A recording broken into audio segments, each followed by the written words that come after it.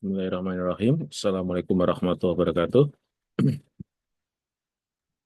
Waalaikumsalam. Waalaikumsalam. Waalaikumsalam warahmatullahi wabarakatuh.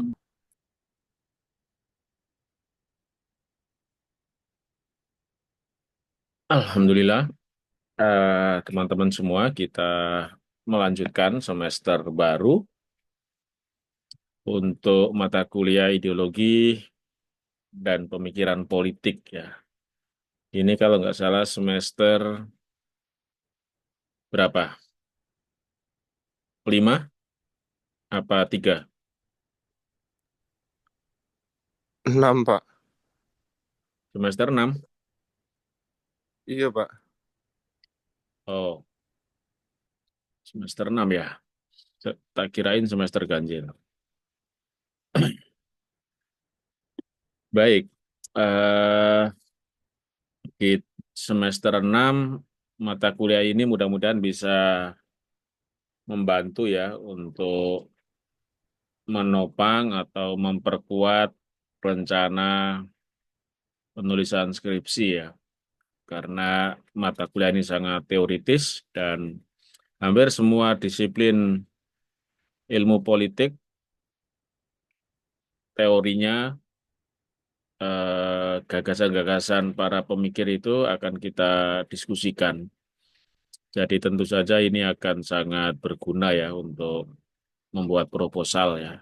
Karena fondasi teori akan kita diskusikan di dalam mata kuliah ini. Dan ini mata kuliah yang sangat menuntut membaca ya,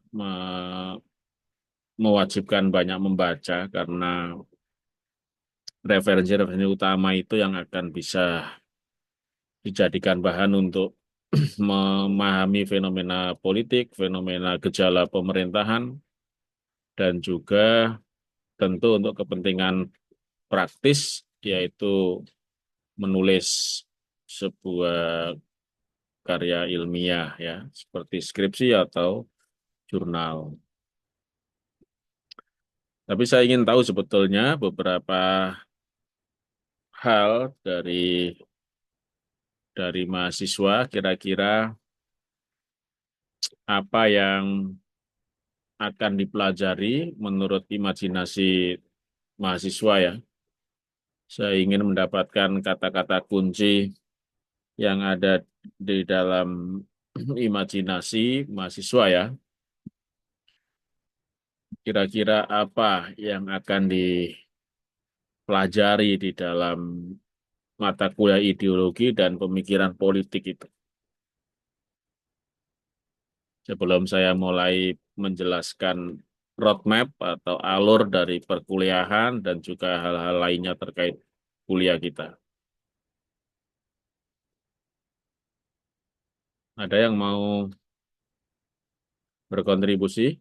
Cuman kata-kata kunci aja, kita belajar apa kira-kira?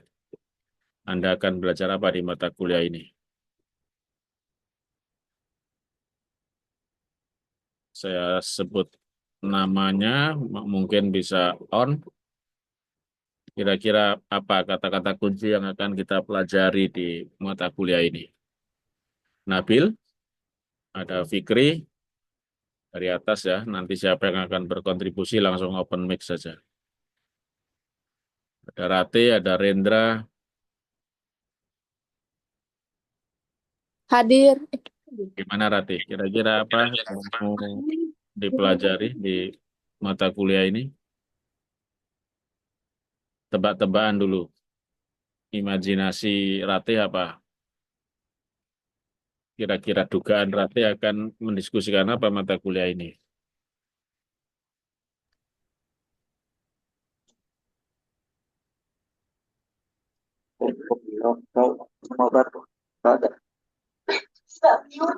Gimana Dimas?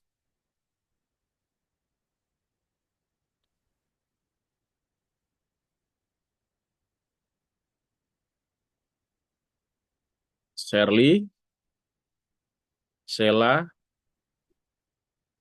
yang berkontribusi akan saya catat untuk dapat penilaian.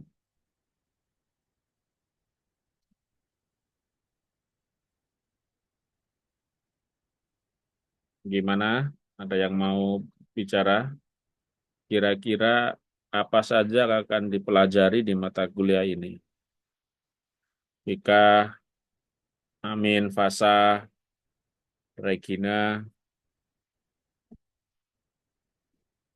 Kalau sepi nanti satu-satu. Kalau nggak ada yang Ini relawan, Pak, mau coba Pak. ya Aulia. Ideologi politik itu belajar tentang keyakinan, opini, atau prinsip dalam kebijakan Hmm, politik atau pemerintahan yang didasarkan oleh Pancasila. Itu imajinasi saya ya Pak. Oke, terima kasih.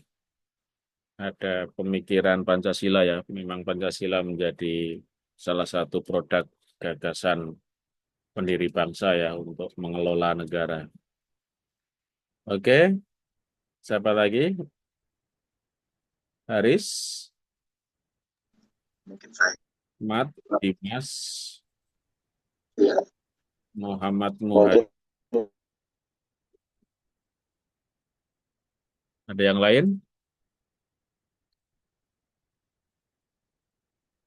ideologi dan pemikiran politik itu mungkin dari ideologi dulu. Hmm, apa? Kira-kira ideologi itu mempelajari apa?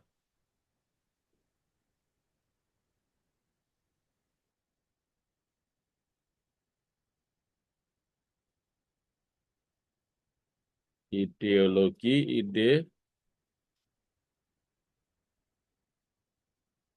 idea, dan logos misalnya kayak gitu. Mempelajari ide, gagasan, pemikiran, tokoh-tokoh, filosof, pemikir tentang politik, tentang sosial, ekonomi, ya banyak aspek ya ideologi itu. Misalnya yang paling populer ideologi ada komunisme, liberalisme, kapitalisme, ekonomi ya. Tapi ideologi ekonomi juga sangat mempengaruhi politik karena di dalam mengelola negara, mengelola politik, mengelola state membutuhkan banyak aspek di dalamnya, termasuk pengaturan ekonomi, pengaturan kebudayaan, pengaturan sumber daya alam, dan itu semua sangat dipengaruhi oleh ideologi. Keyakinan, misalnya keyakinan sosialisme. Sosialisme itu berarti punya keyakinan tentang keadilan sosial, bahwa kesejahteraan bisa dicapai kalau ada keadilan, kalau negara menegakkan keadilan sosial, ya, ekonomi, dan sebagainya.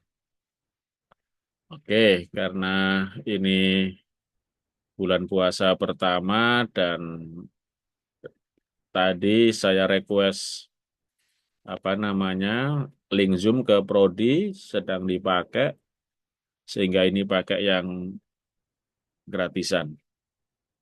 Jadi kita cepat 30 menit mudah-mudahan selesai. Jadi dua hal ya. Sebetulnya penamaan mata kuliah ini ingin lebih tegas ya. Sebetulnya ideologi politik itu sendiri di dalamnya sudah ada pemikiran ya. Tetapi tetapi ini lebih mengafirmasi atau memberikan kemungkinan akan pemikiran-pemikiran politik yang mungkin belum dapat disebut sebagai sebuah ideologi. Jadi pemikiran politik itu selalu berkembang, ideologi juga berkembang setiap zamannya, setiap masanya punya perkembangan, kadang di atas, kadang di bawah. Sosialisme bisa menjadi sangat trending di suatu periode, kapitalisme juga seperti itu, eh, komunisme, tapi juga bisa mengalami pengurangan dukungan atau surut. Misalnya beberapa dekade terakhir, ideologi demokrasi liberal itu berarti gabungan dari dari pemikiran politik dan ideologi ya. Demokrasi itu sebetulnya hasil pemikiran politik, sementara liberal itu adalah liberalisme, sebuah paham tentang kebebasan individual dan kebebasan pasar, sehingga digabungkan menjadi satu demokrasi liberal, dan itulah pemenang pertempuran hari ini, yang memenangkan ideologi di seluruh, bukan memenangkan ya, menjadi ideologi dominan paling banyak dipakai di muka bumi itu adalah demokrasi liberal. Ya, karena komunisme semakin banyak ditinggalkan, sosialisme juga begitu.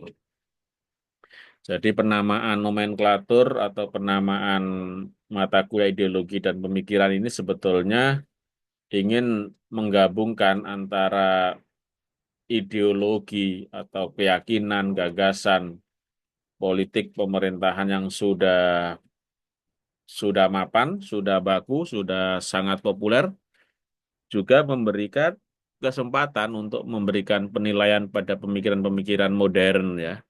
Seperti yang akhir-akhir ini ada Zizek, misalnya Slavoj Zizek, yang memikirkan tentang bagaimana politik kontemporer hari ini yang juga bisa dipengaruhi oleh fenomena kehancuran lingkungan, pemanasan global yang dulu tidak pernah dijadikan perhatian oleh ideologi atau pemikiran politik. Misalnya juga dunia digital, bagaimana masyarakat digital itu akan mengubah cara pandang kebanyakan orang tentang politik, tentang hak asasi, tentang ekonomi, dan sebagainya. Jadi, hal-hal yang aktual itulah sebetulnya yang memungkinkan pemikiran politik itu berkembang.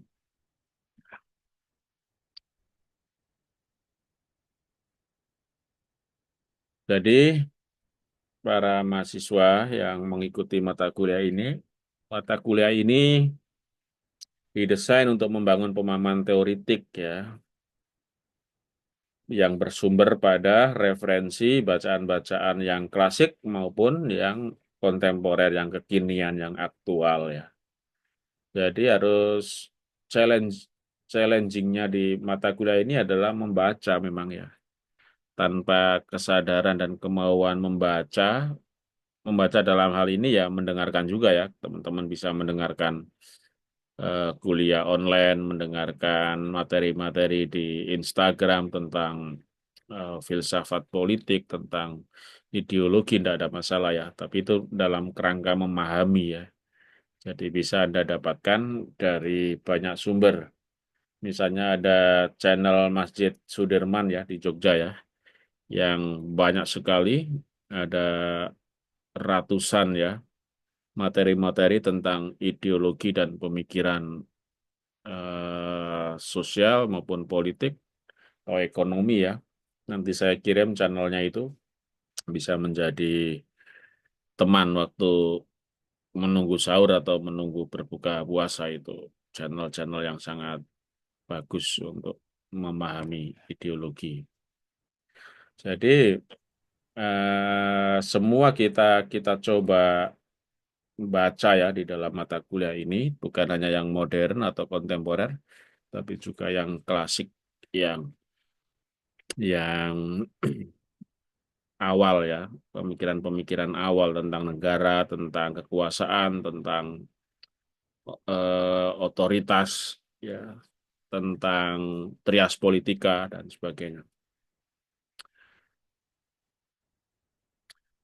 Jadi posisi ideologi dan politik yang kita pahami dalam mata kuliah ini sejarahnya memang tidak pernah terpisahkan satu dengan yang lain ya. Ideologi ekonomi, ideologi politik, ideologi apa namanya, kekuasaan, pemerintahan, semua itu saling bertemu ya, saling interconnected, saling saling terhubung ya. Tidak bisa sebuah negara itu hanya negara politik. Negara juga memerlukan ideologi untuk mengelola ekonomi. Negara membutuhkan stabilitas kebudayaan. negara memerlukan dukungan sosial, ya, sehingga saling terhubung satu sama lain ya. Kemudian bisa memanfaatkan untuk menganalisa ya pemikiran-pemikiran tentang politik identitas, sentimen agama, politik aliran, pemilu, sentimen gender ya.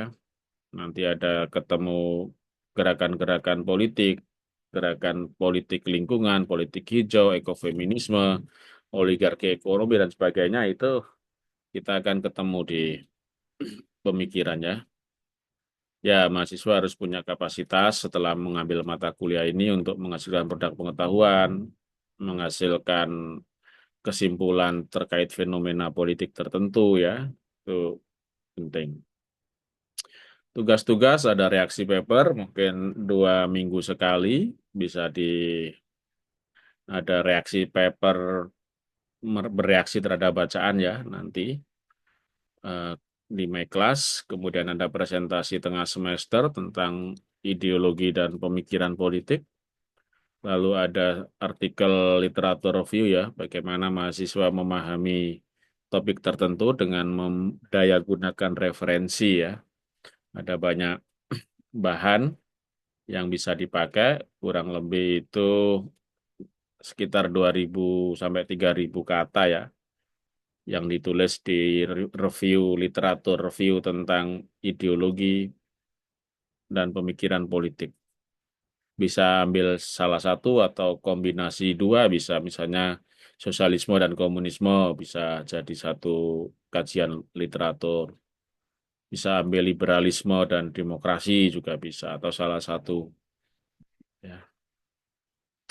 Ini penilaiannya, saya kira nanti akan saya bagi, nggak usah saya terangkan. Ada partisipasi, ada reaksi, ada ujian tengah semester, ujian akhir semester ya. Ini agenda-agendanya, roadmap-nya ya, membicarakan tentang ideologi dari pengantar, kemudian beragam perspektif, lalu ideologi politik klasik, ideologi politik kontemporer, pemikiran politik Aristoteles, John Locke, Plato, lalu liberalisme, lalu ada presentasi ya, kemudian ada sesi-sesi tematik presentasi itu, sosialisme, marxisme, komunisme, demokrasi, sampai ke, jadi belajar kita melalui presentasi kelompok ya, feedback dosen, feedback tim pengajar akan dilakukan berdasarkan diskusi di presentasi-presentasi itu. Tentu saja ada bahan-bahan yang harus diperhatikan di dalam membuat presentasi ya. Sehingga apa yang disampaikan oleh mahasiswa sebetulnya adalah bahan dari dosen yang dielaborasi dengan pemahaman mahasiswa yang disampaikan di depan kelas dan juga mungkin mendapatkan feedback dari mahasiswa kelompok lain atau dosen. Jadi seperti itu roadmap-nya. Mungkin ada sesekali nonton film yang bisa membangun pemahaman tentang ideologi ya. Ada beberapa referensi. Ini 3 bacaan yang utama ya. Kalau Anda bisa bahasa Inggris, yang buku yang Ekofeminisme dan Andrew Wood ini ada dalam bahasa Inggris, tinggal ditranslate. Tapi kalau mau berburu bahan, setahu saya, Andrew Hewitt ini ada di apa referensi ya, di ruang referensi ekofeminisme sebetulnya nanti bisa di-scan juga. Yang tidak ada sepertinya sejarah pemikiran politik klasik ini. Ini buku baru, belum ada bacakannya. Tapi saya punya, nanti coba kita, kalau dulu-dulu mahasiswa harus beli ya. Sekarang kalau kalau saya diminta memaksa membeli, sebetulnya saya sarankan buku sejarah pemikiran politik klasik itu sangat oke untuk dijadikan bacaan atau dimiliki ya.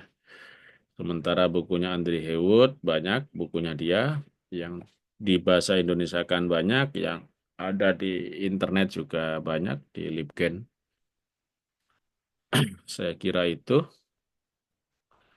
Oke, sampai di sini ada pertanyaan untuk pengantar kelas hari ini.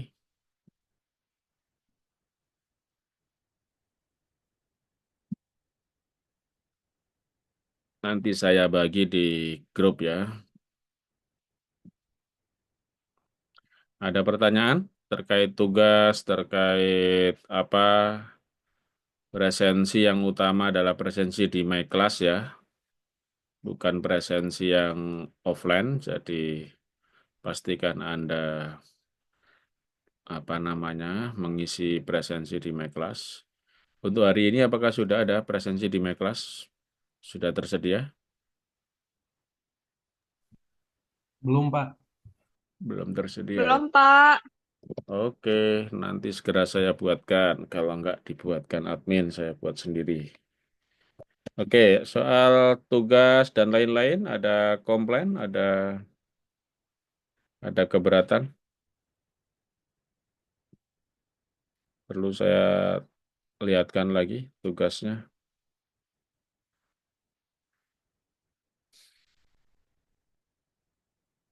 Nggak ada masalah, deal? Ada pertanyaan lain selain tugas mungkin? Ini Pak, selama bulan puasa Pak, Oke, sip. apakah kita setiap minggunya bakal offline terus atau ada online-nya Pak? Online terus atau ada offline-nya kebalik? Kalau teman-teman pengen berbuka puasa di kampus, bagus juga offline. Kan ada takjil di kampus. Iya nggak? Bener sih Pak, bukber ya Pak. Oke, gimana? Online saja, Pak. Nanti kita polling ya. Intinya, intinya pasti akan lebih banyak online sih dugaan saya ya. Dari 4 pertemuan itu. Tapi kalau memang teman-teman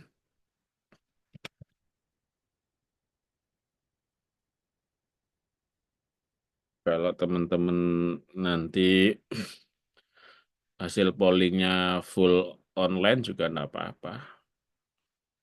4 pertemuan kurang lebih ya sampai menjelang hari raya itu. Nanti kita lihat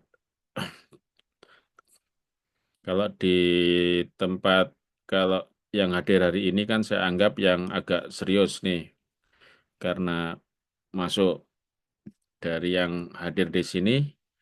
Adakah yang coba diketik online apa offline? Kalau pengen offline selama Ramadan, ketik di komen itu offline ya.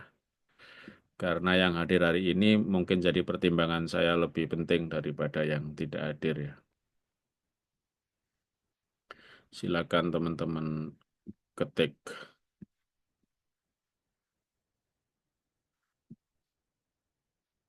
Oke, dari yang sudah ngetik online semua ya.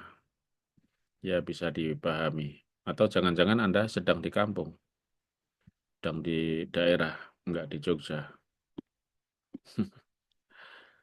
Oke, saya akan kirim silabusnya. Rendra di kos. Ya.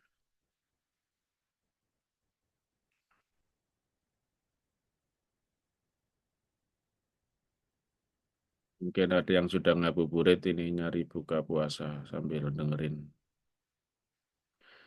Oke ya, kalau konsennya hanya soal itu, berarti soal-soal yang lain tidak ada persoalan ya di